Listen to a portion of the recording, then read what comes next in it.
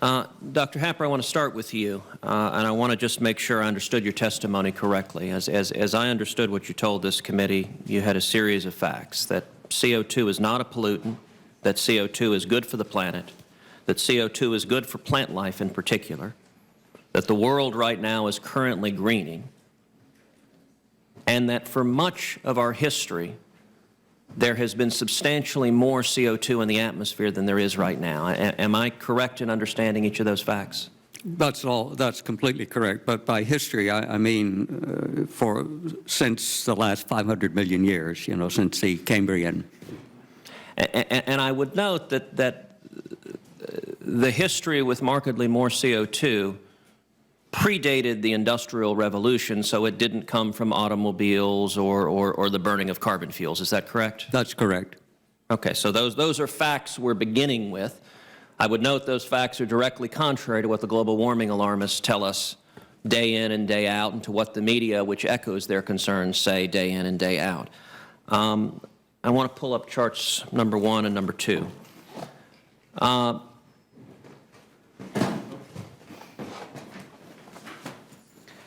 I guess the bias on the charts is, of the computer models is causing the chart to fall over.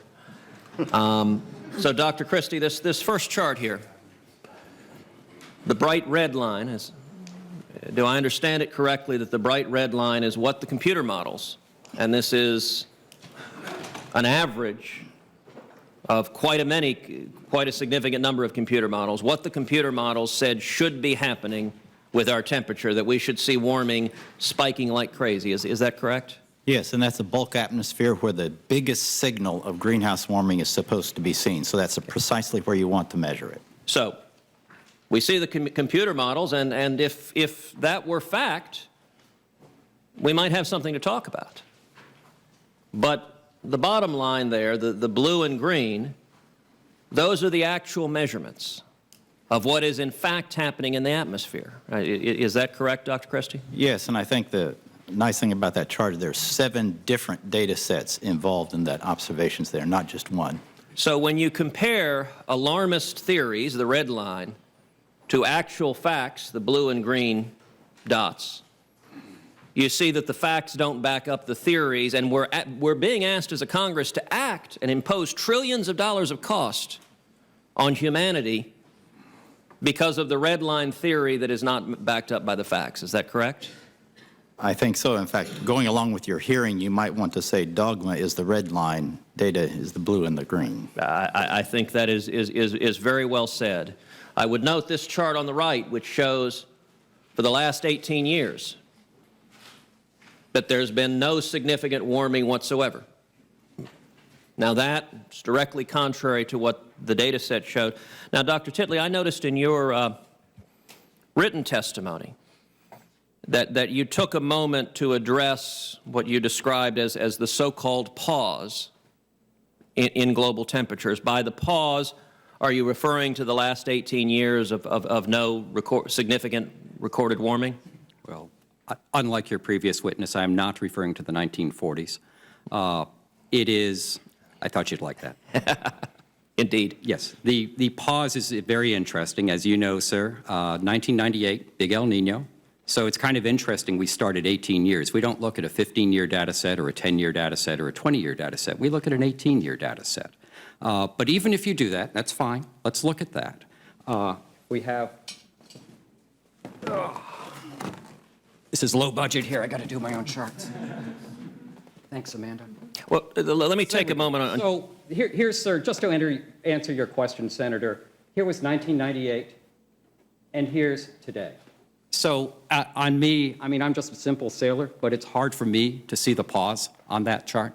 So I think the pause is kind of coming. Do you dispute the satellite measurement? Let's not talk about the satellite. Here's but okay, sir, I'm asking, do you dispute? I understand that the global warming alarmists don't want to talk about the satellite data, but I'm asking. The satellite. Let's talk about the satellite measurements. Let's talk about orbital decay. Let's talk about overlapping satellite records. Let's talk about stratospheric temperature contamination. I think Dr. Christie and Dr. Spencer, when they've put this out, they have been wrong, I think, at least 4 consecutive times. Each time the data record has had to be adjusted upwards. There have been several sign errors. So with all due respect, sir, I don't know which data exactly your staff has, whether it's the first or second or third or fourth correction to Dr. Christie's data. We used to have a negative trend, then we had no trend, and now we begrudgingly have an upward trend. So looking at those data, you know, it's okay. But here's where we live. Let me see if I can understand. The first argument you gave in response to this, and it is an argument that a number of the global warming alarmists use, is they say, well, 18 years ago was El Nino, and it's arbitrary to begin there. And I will confess, I don't understand that argument, because we have 18 years of no significant warming. So if you don't like an 18-year window, we can start in 1999. There's no significant warming for 7 years. If you don't like a 17-year window, we can start in 2000. Then we don't have a significant warming. It is true for any date across those 18 years. So I fail to see the significance. Actually, Senator, it's not. If you take off that top really big spike and you take that out, you start getting the upward bias. And this is what people do when you start looking at these relatively arbitrary times, is you start with a really high number at the left-hand side, and that kind of influences your basically your linear trend. So when you start looking at things like every decade, you have an upward trend in the data, and that's from the World Meteorological Organization. And I would note, you asked about the source of the data on the right chart. It's actually not Dr. Christie's data. It's the remote sensing systems, the RSS data that is up there. At this point, my time has expired, but we're going to have another round, and so we will return to questions on these topics. Senator Peters.